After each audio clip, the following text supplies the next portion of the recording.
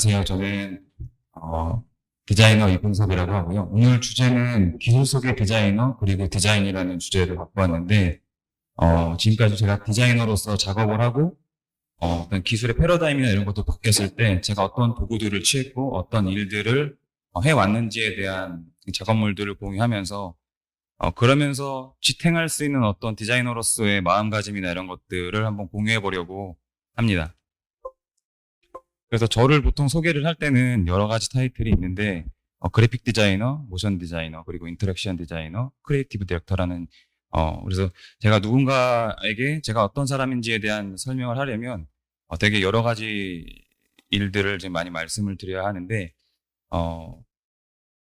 일단은 제가 지금까지 작업했던 것들을 보여드리면서 최근에 작업했던 작업물들을 보여드리면서 설명을 드리겠습니다. 지금 이거 같은 경우에는 제가 증강현실을 이용해서 삼성 리움 미술관이라는 곳에 사람들이 박물관에 있었을 때 그런 고미술품이나 이런 것들을 정보를 알 수 없기 때문에 박물관에서는 그런 도슨트 갈 일이 필요 없이 모바일 디바이스를 가지고 저런 작품들을 보면 예를 들면 저런 한자가 어떤 것을 상징을 하고 어떤 의미인지를 핸드폰을 비춰서 보면 거기에 대한 정보들을 알 수 있게끔 하는 증강현실 컨텐츠입니다.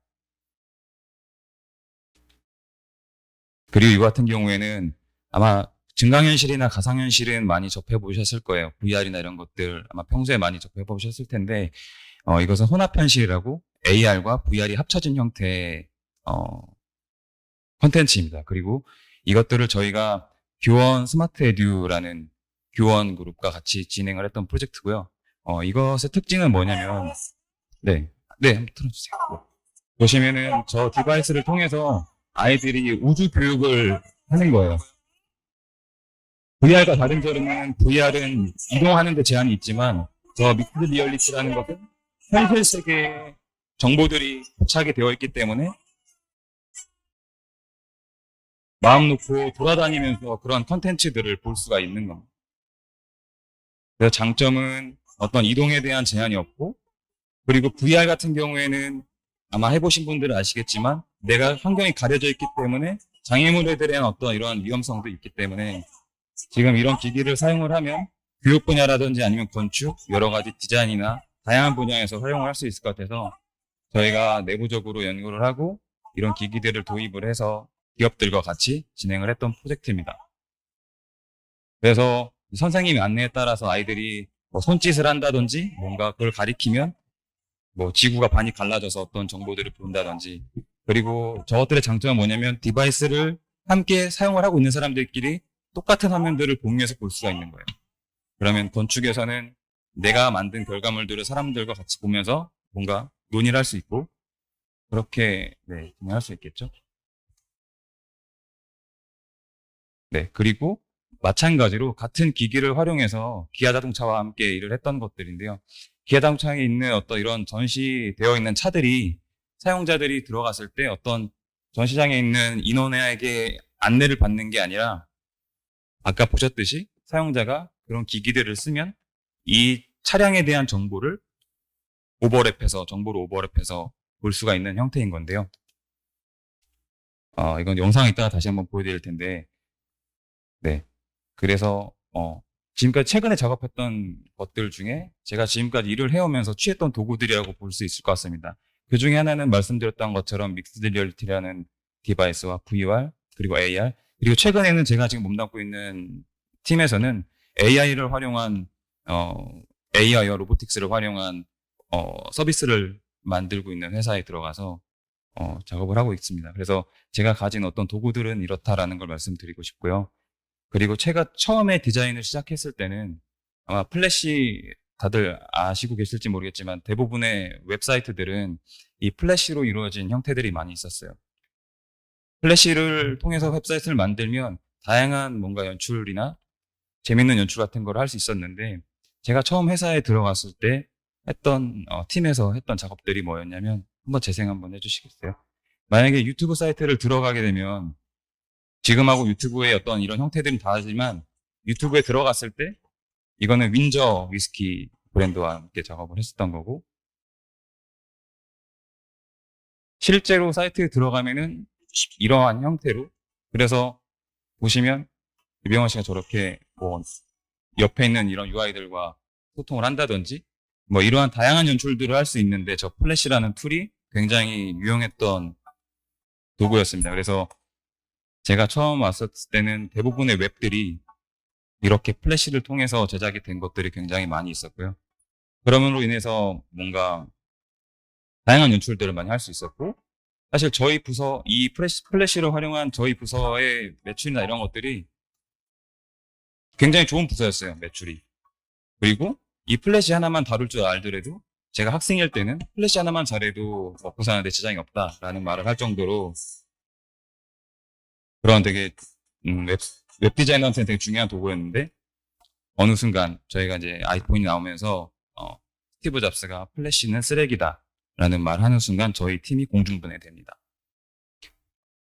그래서 아마 제가 처음 디자인을 시작하고 어떤 기술적인 패러다임으로 인해서 가장 큰 변화를 느낀 시점이 이 시점인데요. 가만히 생각을 해보니까 플래시라는 것들이 보안상 이런 취약점도 있고, 뭔가 몸이 불편한 사람들이나 웹 표준이나 이런 것들을 지켜지지 않음으로 인해서 사람들이 불편한 것들이 만연해 있었는데, 가만히 돌이켜 생각해 보니까 저희가 멋있고 예쁘고 뭔가 화려한 것들을 만들기 위해서 예쁜 쓰레기들만 만든 것이 아닌가라는 생각이 들더라고요. 과연 그러면은 나는 디자이너로서 무엇을 해야 하나. 물론 저희가 팀이 없어지고 어려움이 처했었긴 하지만, 이 시점에서 저는 좀 많은 생각을 했던 것 같아요. 저는 그냥 회사 안에서 자리 붙이고 앉아가지고 평면상의 화면을 보면서 내가 만든 결과물들이 어떤 사람들한테 어떻게 전해지고 그 사람들이 어떻게 느끼는지에 대한 고려는 별로 없이, 기업들과 일을 할 때 가장 중요했던 건 수익인 거예요. 팀의 수익. 그래서 기획을 하거나 이럴 때 뭔가 재미있고 이런 크리에이티브한 것들을 기획을 하지만, 그게 사람한테 어떻게 다가가는지에 대한 고려는 없던 거죠. 그렇게 하고 나니까 저희가 이제 플래시 팀이고 이 툴을 가지고 수익을 내는 부서인데, 웹에서 저희가 할 수 있는 일들이 많이 없다 보니까 결국엔 저희는 전시장으로 가게 됐어요. 똑같은 툴인데 전시 프로젝트를 하게 된 거죠. 근데 보시면 이건 신한카드하고 같이 작업을 했던 건데, 사람들이 부스 안에서 사진을 찍으면 저렇게 실시간으로 신한카드로 이루어진 내 모습이 저렇게 이제 화면에 비춰지게 되고, 촬영은 버튼을 누르면 지금 저 화면이 사진이 찍혀 나옵니다. 근데 그 찍혀진 사진을 통해서 신한카드는 그걸 통해서 신용카드를 만들어주는 이벤트를 했었어요. 그럼 신한카드에서는 사용자가 자기가 그려진 카드들은 계속해서 소지하고, 그것들을 보면서 신한카드에 대한 브랜드 이미지를 계속해서 제고를 할 테니까 브랜드 관점에서는 굉장히 도움이 많이 되는 프로젝트였겠죠. 근데 저는 여기서 되게 중요한 전환점이 되는 계기가 됐는데, 저희가 저렇게 사람들이 많이 모여있는 장면들을 저희가 레퍼런스를 촬영하기 위해서 이런 카메라를 들고 뷰파인더로 넘어봤을 때 아이들이나 사용자들이 그걸 활용하는 모습이나 즐거워하는 모습들이 보이는 거예요. 처음으로 내가 만든 어떤 결과물이나 이런 것들을 사람들이 보는 표정들을 보는 거예요. 그래서 이제 저는 내가 가야 될 길에 대한 약간 어렴풋한 길이 보이기 시작했습니다. 그러다가 이제 이 오큘러스 리프트라는 VR 기기를 보게 됐는데, 아마 지금에는 워낙 다양한 기기들이 많이 있었기 때문에 지금 펀딩 사이트에서 처음 올라왔었던 오큘러스 리프트, 지금 대중화되고 있는 VR의 가장 기본적인 형태로 대중화됐던 기기인데요. 저희가 이제 일이 너무 없고 하다 보니까 시간이 많이 남아지게 돼서 R&D 부서가 됐어요. 뭔가 새로운 기술에 대해서 연구하고 이런 것들을. 근데 수익은 당연히 없는 거죠. 회사의 비용이나 이런 것들은 굉장히 많이 들어가는데 저희는 수익을 내지 못하고 또 R&D를 해야 하는, 막연하게 R&D를 해야 하는 이런 어려움들이 있었는데, 이 도구를 보고 개인적으로 이런 생각이 들더라고요. 저는 어렸을 때 방학 숙제를 할 때면 옥상에 올라가서, 비 올 때는 옥상에 올라가서 텐트 안에서 방학 숙제하는 걸 되게 좋아했어요.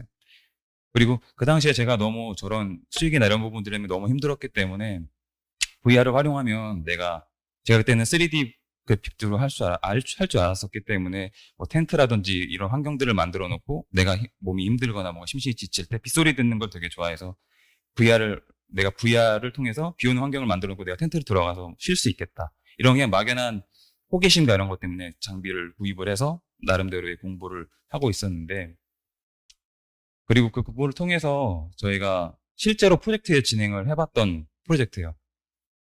이것도 마찬가지로 오프라인 콘텐츠인데, 저희가 SBS 고스트파크의 콘텐츠들을 만드는 프로젝트를 했는데, 저 VR 기기와 사람들의 심박을 잴 수 있는 심박계, 그리고 데시벨을 측정할 수 있는 마이크를 달아서 사람들이 소리를 많이 지르거나 심박계가 많이 올라가면 저희가 우리가 진행하고 있는 호러파크에 그 티켓을 주는 이벤트를 했었어요. 그러니까 처음으로 제가 기기를 구입을 해서 R&D를 통해서 적용을 했던 프로젝트인데, 이때 되게 재밌었던 것은 제가 똑같이 어떤 비 오는 환경을 만든 것처럼 내가 만든 세계 안에 사람들을 넣어놓고 저렇게 반응을 이끌어낼 수 있었다라는 것에 되게 쾌감이 느껴지더라고요. 사실 저 안에 들어가는 공수들이나 이런 것들은 막 엄청난 기간이 걸린 건 아닌데, 제가 신한카드 프로세스를 하면서 사람들의 얼굴을 봤었던 것처럼 제 컨텐츠가 사람들이 어떻게 활용이 되고 어떻게 보는지에 대한, 그리고 그것을 좀 더 극대화해서 볼 수 있는 계기가 되었다는 것에서, 내가 가야 될 어떤 길은 이 분야겠구나라는 생각이 들었습니다. 이거는 내부가 어떻게 보여지에 대한 콘텐츠인데 시간이 길 수도 있어서 잠깐만 보면, 이게 사용자가 앉아서 정신병동에 휠체어를 타고 앉아 있는 거예요. 그러면서 엘리베이터 하나 한 층 한 층씩 내려가면서 거기에 대한 공포 체험을 이제 하는 건데요. 시간이 길어질 것 같아서 대략적으로 설명만 드리고, 그러다가 제가 이제 그런 작업들을 하고 있는 와중에 한 가지 기사를 봤는데 아마 보신 분들도 계실 거라고 생각이 됩니다. 이거는 꼴찌 없는 운동회라고 한 기사를 보게 되었는데요. 저기 맨 오른쪽에 있는 아이가 그런 신체가 또래 아이들보다 작은 장애를 가지고 있어서 운동회를 굉장히 싫어했어요. 근데 이제 그 사연을 알고 있었던 저 4명의 친구들이 똑같이 달리기를 하고 있다가 마지막 결승점 지점에서 다 같이 손을 잡고서 동시에 어, 들어오는 그런 기사였는데, 저는 저 아이들이 그런 마음이 아이지만 되게 존경심도 들었고 너무 감명 깊게 보고 있는 와중에 저 기국이라는 아이의 사연을 들은 적이 있는데, 가족들끼리 온 가족이 놀이기구를 타러 갔는데 아무래도 신체가 작으니까 제한 때문에 롤러코스터를 못 타고 내려온 거예요. 그래서 온 가족이 펑펑 울면서 내려왔다고. 그런 사연을 보면서 제가 마침 VR 컨텐츠를 하고 있었기 때문에, 그리고 그걸 사용자에 썼을 때 어떻게 감정들을 느끼는지를 알고 있기 때문에, 그러면은 이 친구한테 롤러코스터를 만들어주면 완벽하진 않지만 어느 정도의 그런 것들은 풀어줄 수 있지 않을까, 아쉬움들을. 그래서 그때 생각이 들었던 거는, 늘 디자인이라는 게 무엇일까라는 고민들을 하게 됐을 때, 디자인이라는 게 어떤 문제가 있어서 해결해야 되는 어떤 치료제의 역할도 할 수 있고, 이미 괜찮지만 더 나아지게 할 수 있는 영양제의 역할을 할 수 있겠다라는 생각이 들어가지고, 그때 당시에 이렇게 느꼈기 때문에 이 VR 기기를 통해서 많은 일들을 할 수 있겠구나라는 생각이 들더라고요. 그래서 저희 회사에 있는 회사 캐릭터였었는데 이것들을 통해서 롤러코스터를 만들고, 실제로 저 친구뿐만 아니라 기술에 소외된 아이들, 오지에 살고 있는 아이들을 회사에 초청을 해서 콘텐츠를 즐길 수 있게끔 해줬습니다. 잠깐 한번 재생해 주시면.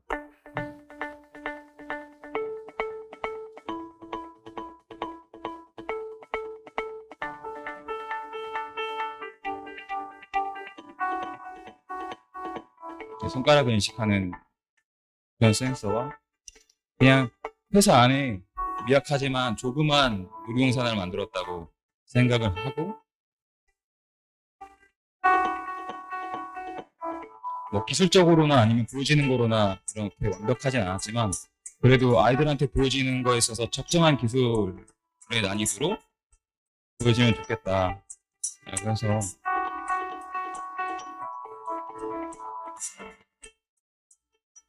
이건 역시 아이들이 와서 이런 콘텐츠들을 즐기는 모습들이나 이런 것들을 보는 게 너무 좋더라고요.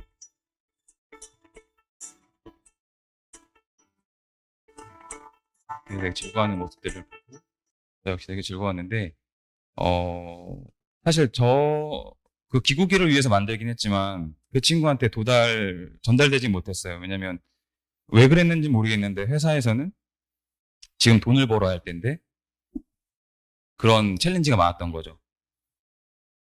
제가 할 수 있는 것들을 마음 놓고 할 수가 없었고 회사는 회사의 입장이 있기 때문에 제가 그렇게 할 수가 없었던 것에 너무 아쉬움이 있었고 그 이후에 그래서 회사를 만들어 가지고 나가기로 이제 결심을 했습니다. 그리고 이거 같은 경우에는 자동차 게임인데요. 이거는 한 아들과 아버지가 즐기던 게임이었는데 아버지가 세상을 떠나셨어요. 그렇게 하고서 게임기가 방치가 되어 있다가 아이가 다 컸을 때 아버지가 보고 싶잖아요. 그러니까 다시 게임기를 꺼내서 게임을 즐기기 시작했는데 이 게임의 특징은 뭐냐면 저 고스트 모드라는 기능이 있었어요. 저 고스트 모드는 뭐냐면 어, 1위 기록을 한 차량이 저렇게 고스트로 기록이 되는 건데 아버지의 기록이 있었던 거죠. 그래서 아들은 아버지와 드라이빙을 하기 위해서 게임을 즐기는 와중에 결승점 지점에서 멈춰 섭니다. 왜냐하면 아버지를 넘어서 그게 갱신이 되면 아버지의 기록이 사라지니까. 그래서 저는 이것들을 보면서 제가 VR이라는 걸 봤을 때 이 게임이지만 사람들의 어떤 추억이나 이렇게 뭔가 되새이고 기억을 되새이는데 게임이 되게 이렇게 중요한 역할을 할 수 있겠구나라는 생각이 들면서 지금은 아버지와 나란히 드라이빙을 했지만 요즘 아마 게임을 많이 해보신 분들은 아시겠지만 안에서도 VR이나 이런 옵션을 제공을 합니다. 만약에 저 차량에서 VR이나 이런 기능들을 제공을 했다면 아버지가 나란히 하는 게 아니라 아버지가 운전하는 차에 내가 기기를 쓰면은 그 옆에 조수석에 타서 아버지와 함께 나란히 차 안에서 뭔가 드라이빙 할 수 있는 그렇게도 해볼 수 있지 않을까라는 생각에 그러니까 회사 이름을 저는 퍼트라고 지었는데 그 당시에 퍼트라는 게 뭔가 인용하다 인용되다 이런 건데 우리가 만든 결과물들이 세상에 나아가서 좀 더 휘발성을 가진 게 아니라 많이 사람들한테 인용될 만한 중요한 어, 어떤 한 요소가 됐으면 해서 회사를 나와가지고 이제 우리 길을 명확하게 잡아놓고 길을 가고 있었는데 마침 여러 가지 일들이 또 일어나면서 아마 이거는 다들 아시겠지만 광화문에 있었던 촛불 시위입니다. 제가 이때 인상 깊었던 건 뭐냐면 디자이너뿐만이 아니라 예술하는 사람 아니면 음악 하시는 분들, 행위 하시는 분들 정말 다양한 사람들이 자기가 가지고 있는 기능들을 가지고 목소리를 내고 있더라고요. 그럼 저도 이제 뭔가 편말을 가지고 그냥 글씨 써서 내 목소리를 내려고 하다가 그래도 내가 가진 어떤 다른 것들로 표현을 할 수 있는 부분들이 있지 않을까라는 생각이 들었었고 그때 당시 제가 가지고 있던 도구들과 일을 하고 있었던 게 이제 믹스드 리얼리티 컨텐츠였는데 잠깐 한번 재생해 주시면 그때 당시에 하고 있었던 프로젝트가 기아 자동차하고 어 재생이 안 되나요? 아, 네. 네, 문제가 아까 말씀드린 것처럼 어 자동차 전시관 안에서 저 기기를 쓰면 자동차에 대한 정보가 보여지는 이런 컨텐츠들을 했었는데 저희가 마침 그것들을 만드는데 소스가 있었던 거예요. 개발적으로나 이런 것들이 이미 만든 소스가 있었고 제가 되게 좋아하는 건축가 집단이 있는데 푸아 프렌즈라는 건축가 팀이 있어요. 근데 그분들의 사연 중에 하나가 뭐였냐면 그분들이 어렸을 때 자기 울타리를 고치러 온 목수분이 계셨는데 자기 울타리를 다 고치고 나서 남은 목재들로 강아지 집에 문을 달아줬대요. 그러면서 하시는 말씀이 아무리 작은 일이어도 그런 따스함을 내가 가지고 귀여움을 간직해서 한 채 일을 해야겠다라는 말씀하셨는데 그분들의 작업들을 보면은 정말 멋있는 작업들 많아요. 엄청 크고. 근데 그분들이 사무실에 앞에 있는 뭐 철물점이나 일반 사무실들 이런 부분들까지 되게 열심히 잘 도와주시고 하거든요. 그러니까 그때 당시에 그래서 저희도 마침 기아 자동차 프로젝트를 하면서 만들어 놓던 것들이 있었으니까 그러면 여기서 조금의 부스러기를 통해서 내가 활용을 해보면은 목소리 낼 부분들이 있지 않을까라는 생각에 고민을 하고 있다가 이것은 제가 되게 좋아하는 일러스트레이터 서정현 씨의 작품을 보게 되었는데 저렇게 광화문에 모여있는 사람들 위해 세월호 희생자들이 떠올라와 있는 이런 장면인데 그 시위 현장, 촛불 현장 위에 이 모습을 띄워보면 어떨까라는 생각을 했습니다. 그리고 게임 엔진을 활용을 해서 실제 고래를 제작하고 그 위에 희생자분들의 모습을 띄워서 어, 면 네, 한번 재생해 주시면 사실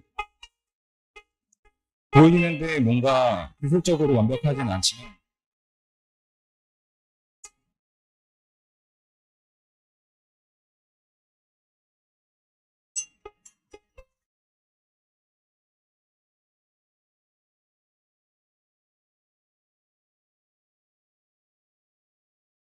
컴퓨터나 이런 것들 어떤 무료로 풀 수 있는 것들이 아니라 그런 진실을 풀 수 없는 거나 그런 촛불 같은 거까지 진실을 그래서 그 촛불 현장에 그 형제분들이 보고 있었다고 한다면 뭔가 조금이라도 위안을 삼지 않았을까라는 마음에 만들었었는데 사실 저런 증강현실로 제작된 어떤 모습들은 어떤 무력으로 풀 수 없는 것들이고 아마 기존에 많이 보셨을 듯이 프로젝트 C 같은 형식을 아마 보셨던 적이 있었을 거예요. 그래서 이제 사실 저거는 개인적으로 페이스북에 올렸던 것들인데 이렇게 여러 가지 반응들을 볼 수가 있었고 뭐 여러 가지 카카오톡에도 이모티콘으로 사람들이 단순히 가방에다가 리본을 통해서 추모하는 게 아니라 이거는 이제 카카오 측에서도 이제 연락이 와서 사람들이 가방이나 이런 것들로 추모하는 게 아니라 카카오톡 안에서도 추모를 했으면 한다라는 생각에 사람들한테 이제 펀딩도 받고 해가지고 제작이 되었던 콘텐츠고요.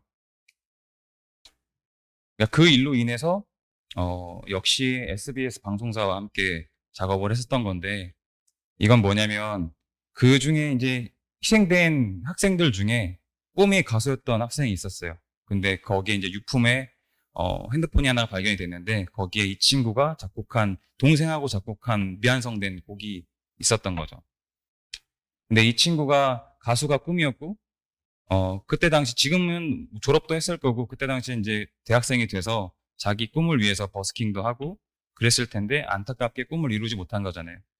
근데 이제 이 친구가 가장 존경했던 가수분이 가수 신용재 씨였고 신용재 씨가 그 사연을 듣고서 그 노래를 이제 완곡을 해서 앨범으로 이제 만들어 주셨고 그러면 이제 SBS 측에서 요청했던 거는 이 팽목항에서 작은 무대를 만들면 이 친구가 이루지 못한 꿈을 어느 정도 이루어줄 수 있지 않을까라고 생각을 해서 이제 여러분들의 펀딩을 받아가지고 설치물들을 간단하게 제작을 하고 그 이후에 희생자의 유가족인 그 동생분과 아버지분을 초청을 해서 이 친구의 작은 무대를 들려주는 캠페인을 진행했었습니다.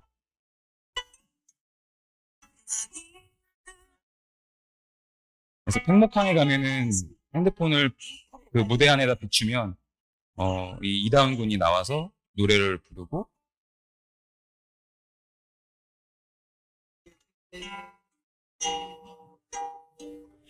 오늘 하루도 참 고생했어요.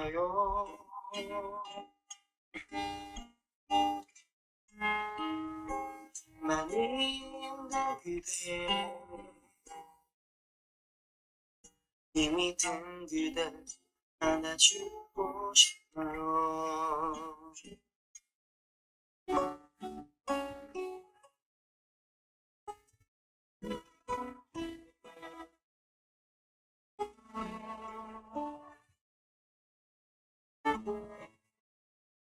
만들어서 저한테 들려주고 이러는 그 가사 같은 거 갖고는 도와주고. 오늘 하루도 참 고생했어요.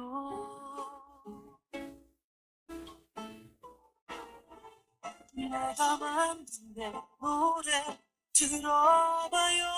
오늘도 수고했어요. 사랑하는 그대여.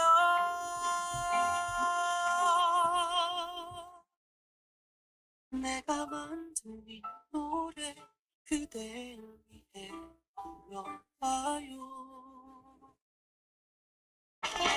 힘이 든 그댈 생각하면서 내가 만든 내 노래 들어봐요. 오늘도 수고했어요. 사랑해요.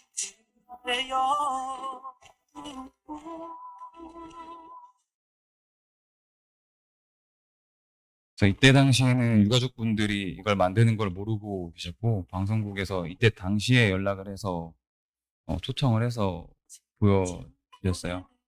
네, 제가 항상 이거를 만들면서 되게 조심스러웠던 게, 과연 가족분들이 저 모습을 보고 내 오빠야, 내 아들이야 라고 느낄 수 있을까?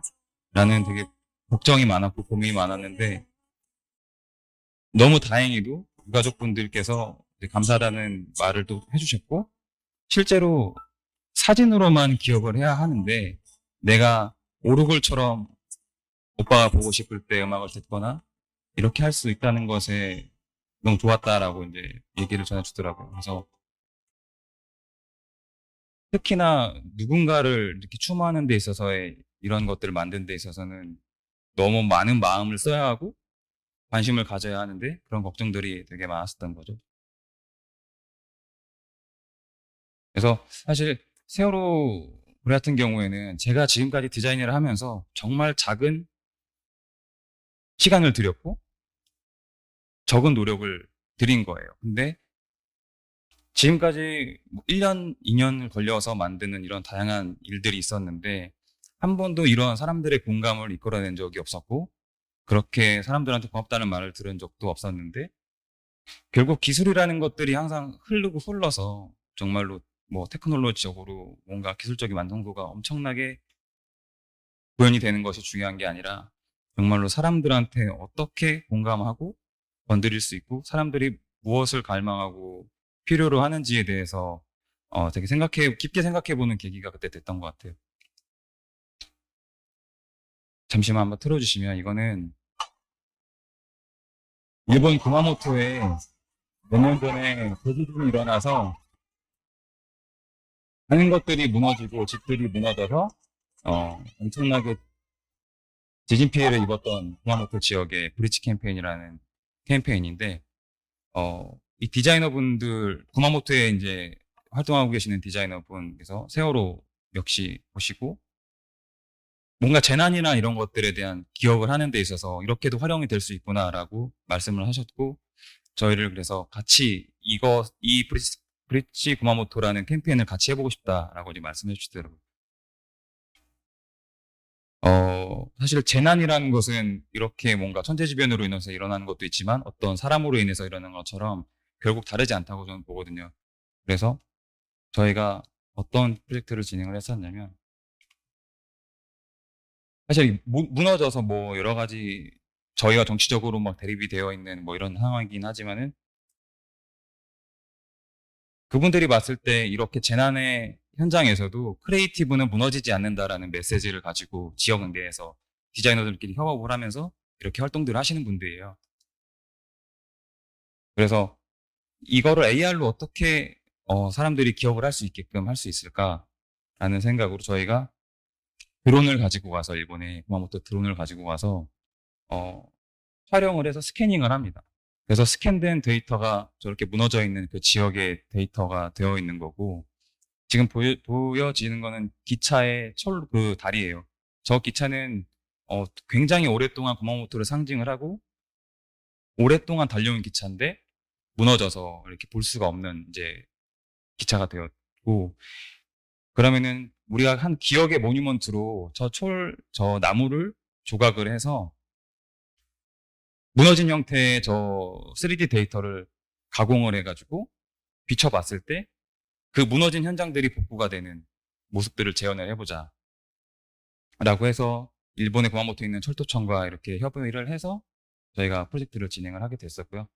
저렇게 잘라진 나무들을 보고, 이렇게 보면 CNC로 가공을 해서 저희가 만들었던 3D 모습 그대로 가공을 합니다. 그리고 나서 저 마커 위에다가 저 나무 모양의 나무를 올려놓고 핸드폰을 보면 지금 만들고 있는 과정이긴 하지만 힘내라 구마모토라는 모습과 뭐 무너졌던 집들이나 철로라든지 무너졌던 상징하고 있는 다리들이 복원이 되면서, 그리고 비가 올 때는 비가 오고 눈이 올 때는 눈이 오고, 아까 이전에 그 이다운 군의 AR 무대를 만들었던 것처럼 한 기억의 조각들로 사람들한테 오래오래 이 재난에 대해서 기억을 하고 기록을 할 수 있도록.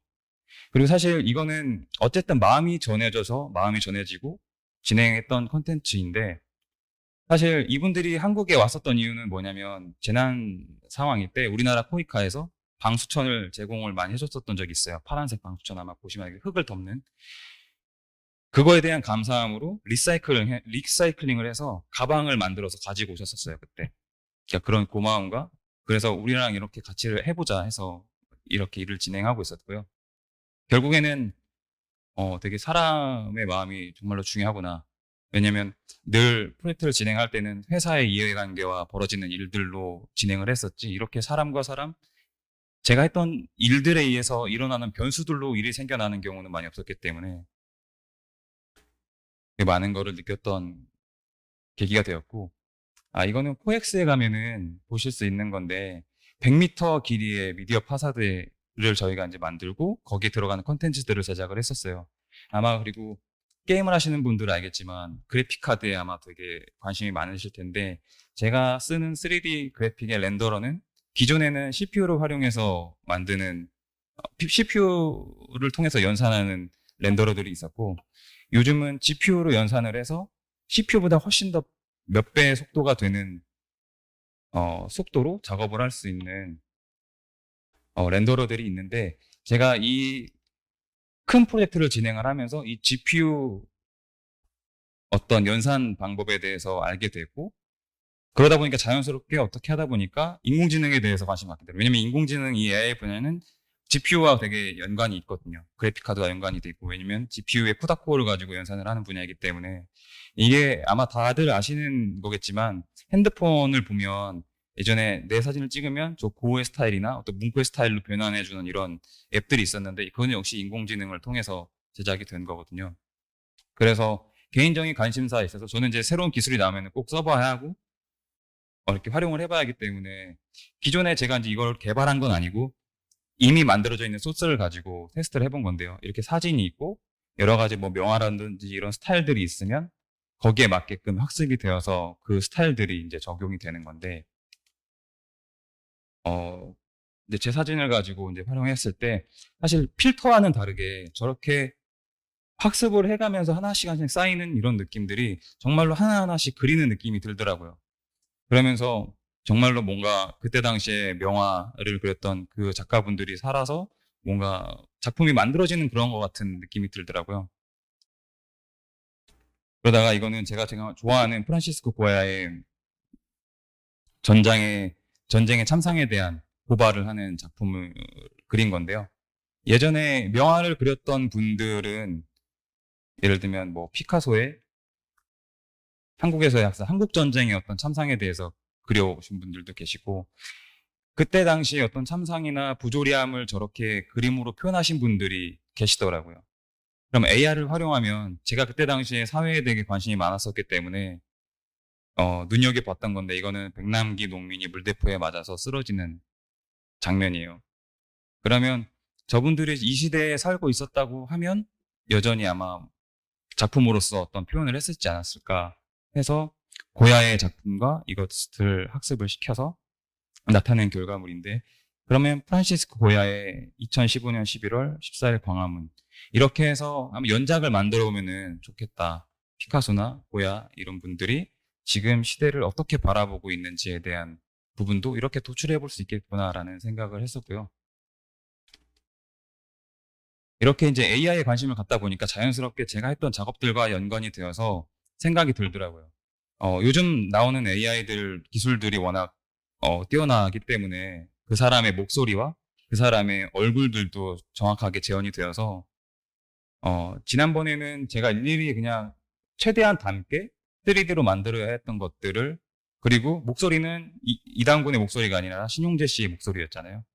근데 음성을 똑같이 복제할 수 있는 AI와 얼굴을 똑같이 표현할 수 있는 AI를 제가 나중에 알게 된다면, 그 부분들에서 이렇게 쌓아 나갈 수 있는 부분들이 있지 않을까. 사실 지금 제가 있는 팀은 AI를 활용한 코스메틱 화장품 브랜드예요. 근데 단순히 화장품 브랜드가 아니라 사람들이 나에게 맞는 화장품을 찾기 위해서 시간을 들이는 노력들을, 시간적인 그런 것들을 줄여주고 금전적으로도 세이브했을 수 있다는 어떤 그런 비전들이 좀 보여서 지금 거기에 몸을 담고 있는데, 제가 그런 활동들을 하게 되면서 뭔가 인공지능에 대해서 제가 좀 더 알아가게 되면 기존에 했던 작업들과 이런 것들을 좀 디벨롭해서 유가족분들이 보시기에도 정말로 내 아이가 살아와서 돌아온 듯한 느낌을 줄 수 있지 않을까라는 생각이 들었었고요. 이렇게 지금까지 제가 저는 이제 그래픽 디자이너로 시작을 했고, 웹 디자이너, 그리고 인터랙티브 디자이너, 그러면서 VR, AR 여러 가지 도구들, 그리고 기술이 발전을 하고 그런 패러다임 속에서 제가 어떤 도구들을 습득을 하는데 느꼈던 건 그런 것 같아요. 항상 기술들이나 이런 디자인 트렌드들 항상 변하지만 진짜 중요한 것은 사람이구나. 왜냐면 이런 기획에 대해서 물론 당연히 사람에 대해서 공감을 하고 그것들을 위해서 기획을 하긴 하지만 정말로 사람이 뭘 필요로 하고 어떤 감정들을 느끼는지에 대해서 정확하게 들여다보는 사람들이 많이 없는 것 같아요. 저뿐만이 아니라. 그래서 디자이너, 이거는 지금 미야자키 하야오 감독의 신작들을 만드는데 AI 기술자들이 와서 프레젠테이션을 하는, 그러면서 벌어지는 일들인데요. 우리가 만든 디자인의 결과물들이나 기술들이 사람들한테 어떻게 다가가야 하는지에 대해서 되게 많이 생각을 했던 영상이에요. 한 번만 틀어주시겠어요? 이게 뭐냐면 애니메이션의 셀 애니메이션은 한 프레임 한 프레임씩 하는 AI 기술이 있어요. 근데 화면을 딱 켰을 때 카메라 화면이 탁 뜨니까 사람이 당황하는 거예요. 내 피부 갑자기 찍히지 않을까라는 그런 걱정도 하고 당황하기도 하고, 우리는 별거 아니라고 생각을 하지만 그걸 쓰는 사용자들은 정말 다양한 생각과 감정들을 느끼는 거죠. 아마 이거 같은 경우에도 정말 다른 사연을 다른 느낌으로 가져왔으면 아마 이런 반응들을 나오지 않았을 것 같은데, 저 또한 이런 기술들이나 이런 것들을 받아들이고 구현을 하는 입장에서 늘 고려를 해야 하는 것들이 여전히 이제 사람이라는 생각이 들더라고요. 그래서 항상 멋있고 예쁘고 화려한 것들을 만드는 것도 물론 중요할 수 있긴 하지만 늘 기술들이 변화할 때 정말로 이게 구심점이 되는 건 여전히 그 사람에 대해서 생각하고 헤아리는 그런 마음들이 정말로 중요하겠다라는 생각이 들었고, 이거 보시면 아시겠지만 그 보스턴 다이나믹스에서 만든 로봇이에요. 정말 사람과 똑같이 직립하고, 이 연구 영상을 보시면 아시겠지만 막 발로 차고 밀어내고 막 넘어뜨려요. 근데 동물 보호단체인가 아무튼 인권 보호단체인가 거기서 소송을 건 적이 있어요. 로봇인데 그만큼 형태가 중요한 게 아니라 거기에 사람들이 마음이 덧대져 있는 그 마음에 되게 중요하다라는 생각이 들었어요. 제가 항상 되새이는 말인데 세월호 캠페인을 하고 나서 한 그 공대생에게 제가 DM을 받은 글이에요. 저 한마디가 정말로 저한테는 큰 자극이 됐고 제가 가야 될 방향성에 대해서 확고하게 해준 말이거든요. 그러니까 이 친구는 늘 부모와 그런 주변의 기대를 통해서 정말 막연하게 공부를 했던 거예요. 프로그래밍 공부를 하고 막연하게 공부를 했고, 그리고 자기가 이제 배운 그런 기술들에서 너무 차가움과 냉철함만 보였다는 거죠. 근데 사실 제가 만들었던 어떤 작은 목소리는 정말 하품처럼 하찮은 것일 수도 있었을 텐데 그것을 듣고 이분은 자기가 지금까지 공부했던 것들 중에 이게 그냥 의미 없는 것들이 아니라 그 안에서도 마법과 같은 재료가 있었다라는 말을 이제 해줌으로 인해서 저도 너무 큰 자극이 됐고 너무 고맙더라고요. 그래서 사실 저는 늘 작업을 하면서 이런 마음을 가지고 이런 초심이 어떻게 보면은 제가 처음 디자인을 했을 때 초심과 다르게 이것을 초심이라고 생각을 하고 작업을 하면서 늘 후배들이나 이 디자인적으로 뭔가 그런 고민들이 있는 분들한테 항상 공유를 하는 글입니다. 그래서 제가 만든 어떤 디자인이나 앞으로 여러분들 아니면 다양한 분들, 다양한 기술적으로나 아니면 디자인 분야에서 그런 종사를 하고 계신 분들이 그냥 뭔가 사람들을 좀 많이 고민을 하고 이렇게 어떻게 하면 또 따뜻하게 세상을 바꿀 수 있을까라는 고민들을 같이 했으면 좋겠고 저 역시도 그런 분들이 많이 저와 같이 작업을 하고 그런 분들 많이 만났으면 좋겠고 지금 여기에 계신 분들 중에서도 앞으로 어떻게 만나게 될지 모르겠지만 그런 좋은 뜻으로 함께 다시 모일 수 있는 계기가 언젠가 마련이 되면 좋겠습니다. 네, 제가 준비한 자료는 여기까지고요. 네, 혹시 질문이나 궁금하신 점 있으시면은 네. 네.